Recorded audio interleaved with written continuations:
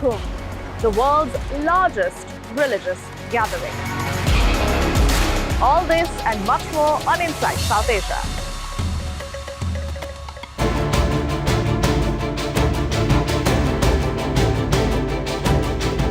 This week on the West Asia Post. 1 month since the fall of the Bashar al-Assad regime, Syria reopens its international airport, museums and markets. Iran displays its military might with drills at its nuclear sites. Also on the show, we track the Biden administration's weapon transfer to Israel and ask if the ceasefire in Gaza is anywhere close. Watch the West Asia Post with me, Radi Francis, only on WION The World is One. To bring the benefits of the Subhash Chandra Show to your educational institution, teachers and students, send an invitation to Juhi Jha at juhi@such.org.in.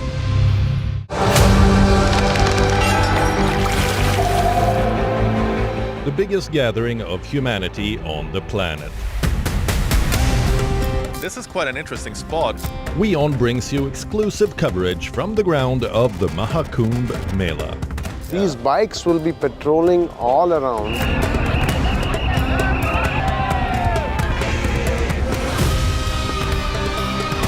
From security to infrastructure, from tent city to Sangam, we've got you covered. This is Tribeni Sangam, where Ganga, Yamuna and the mythical Saraswati rivers meet. Experience faith. Experience culture. Tent as well. Experience Maha Kumbh. Only on WION. World is One.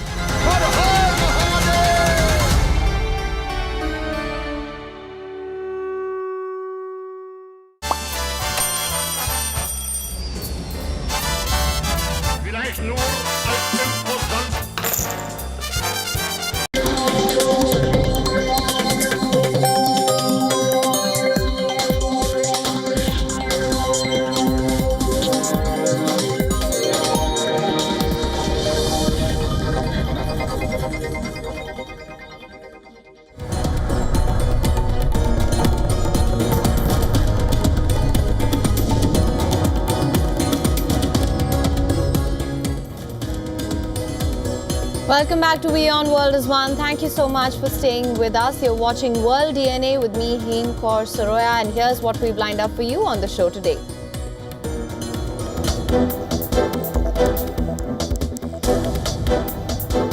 Nighttime curfew imposed in areas hit by fires in LA amid fears of looting.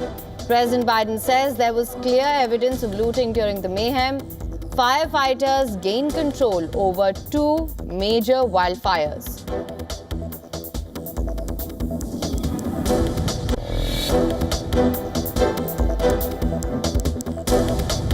US President Joe Biden says Russian President Vladimir Putin is in tough shape after Washington and London imposed sweeping sanctions against Moscow's energy sector over its invasion of Ukraine.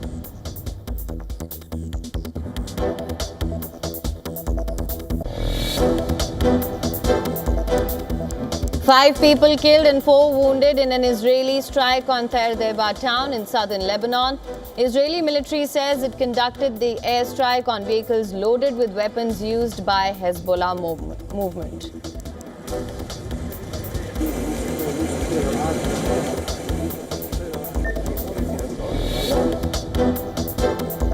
Israel warns it will hunt down Yemen's Houthi leaders after the IDF strikes Houthi targets in Yemen, including a power station and coastal ports in response to missile and drone launches.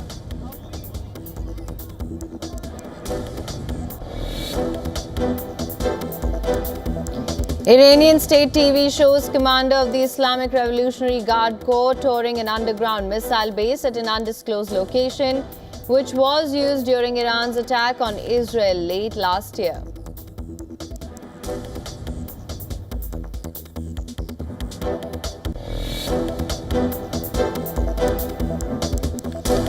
U.S. President-elect Donald Trump accuses the Biden-Harris administration of leading a witch hunt against him, saying he will appeal after being sentenced to unconditional discharge in the hush money case.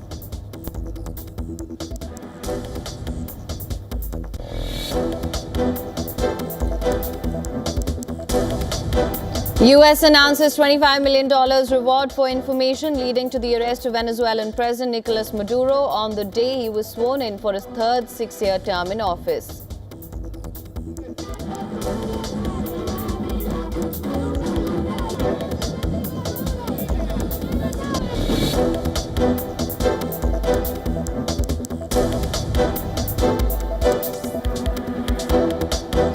World Meteorological Organization says 2024 was the hottest year on record and the first in which temperatures exceeded 1.5 centigrade above pre-industrial times before humans began using fossil fuels to power economies.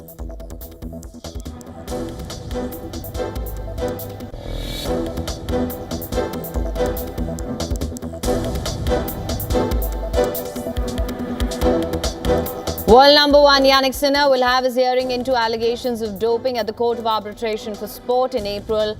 Sinner was cleared by the International Tennis Integrity Agency by WADA, appealed against the decision.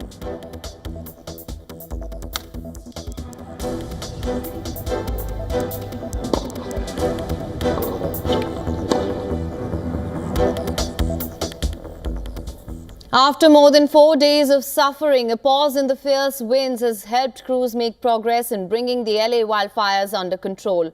But forecasters say strong gusts could return over the weekend. The fires have devastated LA neighborhoods. They've so far killed 11 people and have destroyed nearly 10,000 structures. LA County Sheriff has said that the death toll is expected to grow further.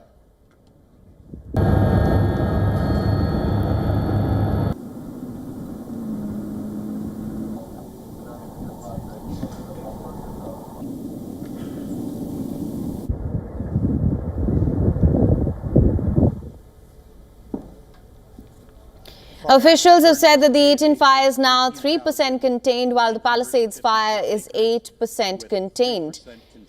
Winds dropped on Thursday from the gusts of up to 100 miles per hour seen earlier in the week, allowing crucial support from the air for firefighters on the ground. But emergency chiefs have warned that the situation is still very dangerous and the reprieve from the intense gusts that spread embers will not last. Due to the favorable overnight weather conditions and the diligent, and I'll focus on the diligent work and effort and commitment of our first responders, we can report that the Palisades fire is now 8% contained. Wind gusts are expected to increase in daylight hours that will test our containment lines. Our firefighters will continue to respond to any flare-ups and increase our containment lines. Evacuation orders remain in place. The Palisades fire and the Eaton fire already rank as the most destructive in LA history. They've consumed more than 34,000 acres and turned entire neighborhoods to ash. A Pentagon spokesperson has said that the U.S. military is preparing to deploy additional assets to support efforts to contain firefighting efforts.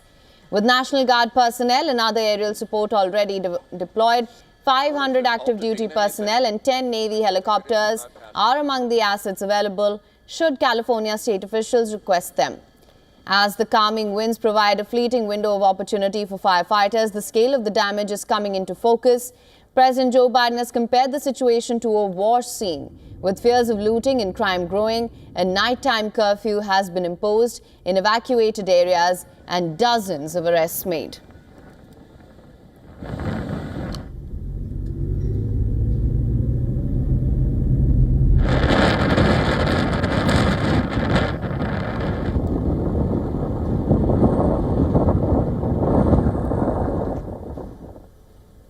For the first time in American history, an incoming president has been convicted in a criminal case. And after months of back and forth, the court has sentenced Donald J. Trump.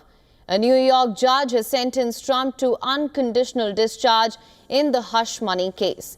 The judge, however, imposed no jail or fine on the U.S. president-elect, but the sentence does place the verdict of guilt on the president-elect's record, with the attendant labels of convict and felon.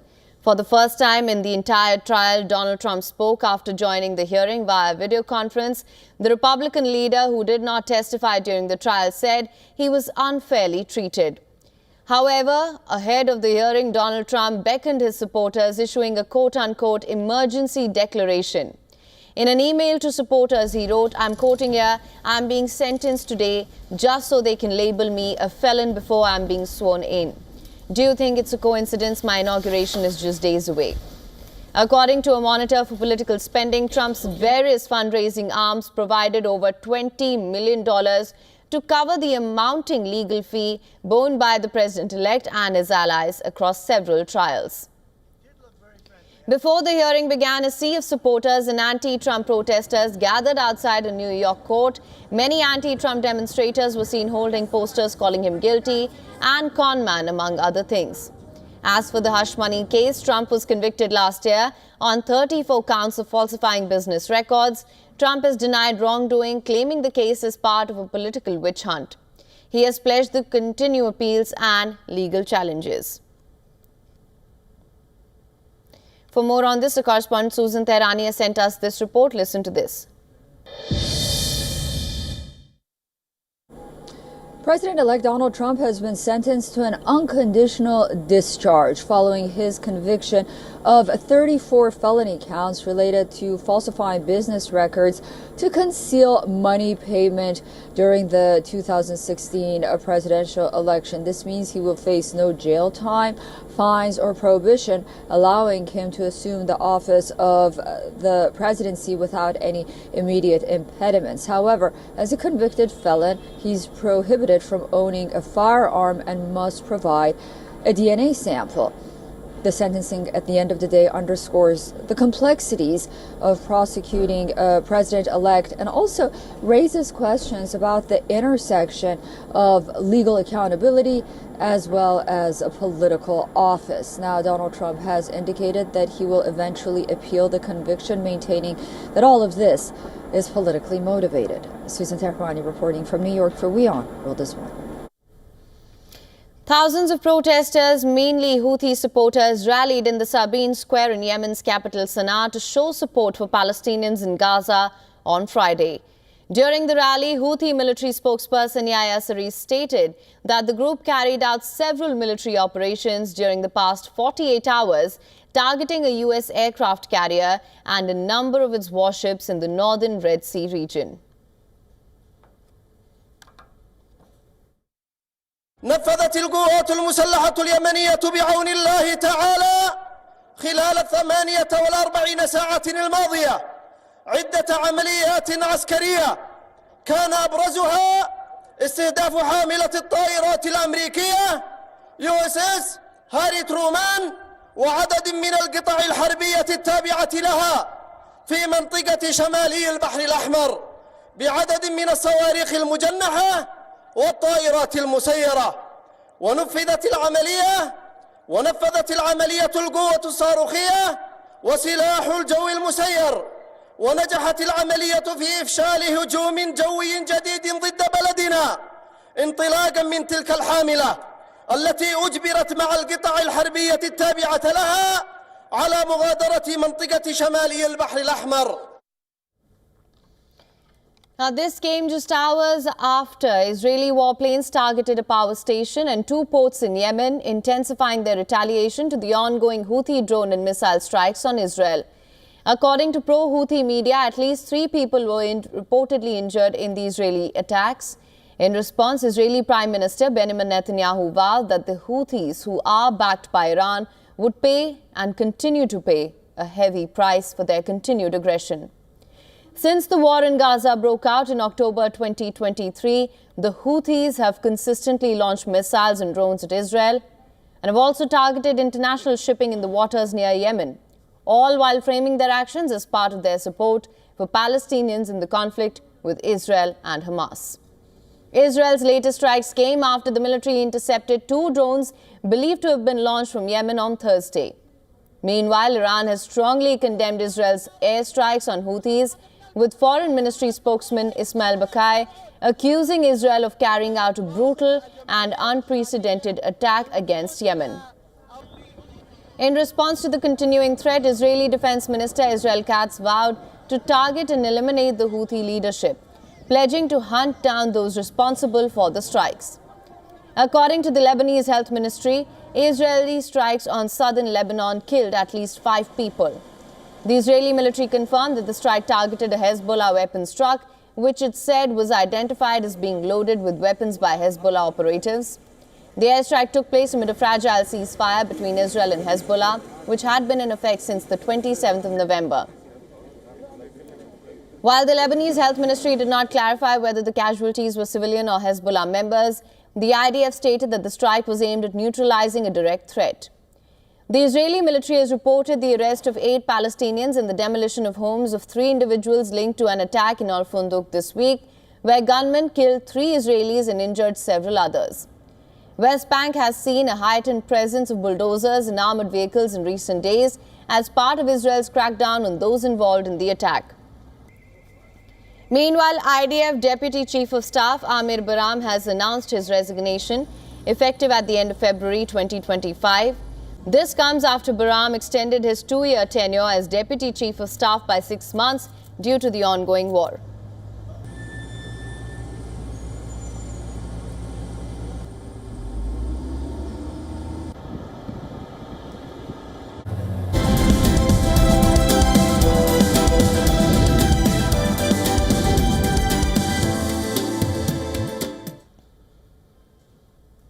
Slowing wage growth and elevated inflation in India is causing financial stress for lower-income earners. This is forcing them to forego or cut back on purchases, even as the rich splurge. Take a look at this next report as we decode the widening spending gap between India's rich and the middle class.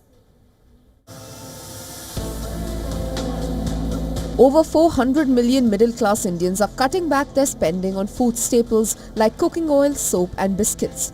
At the same time, India's 100 million richest are lavishing on weddings, jewels and luxury residences. Revenue for companies like Kalyan Jewellers surged by over 40% in the latest quarter. Sales for sport utility vehicle manufacturer Mahindra & Mahindra jumped by 16% in December. However, consumer durable firms that sell to the masses such as Marico and Dabur India reported a flat or slightly lower operating profit. Fast-moving consumer goods makers also reported a shrinking gross margin in their latest financial reports. K. Ramakrishnan, managing director at market research firm Kantar World Panel, said there is a bipolarity in India's spending. He said the premium end of the market is growing and the rural economy is faring well, while the middle is getting squeezed. Ramakrishnan added that mid-sized towns are seeing a slowdown, mid-sized packets of goods are not selling well, and mid-range consumer goods are also not growing.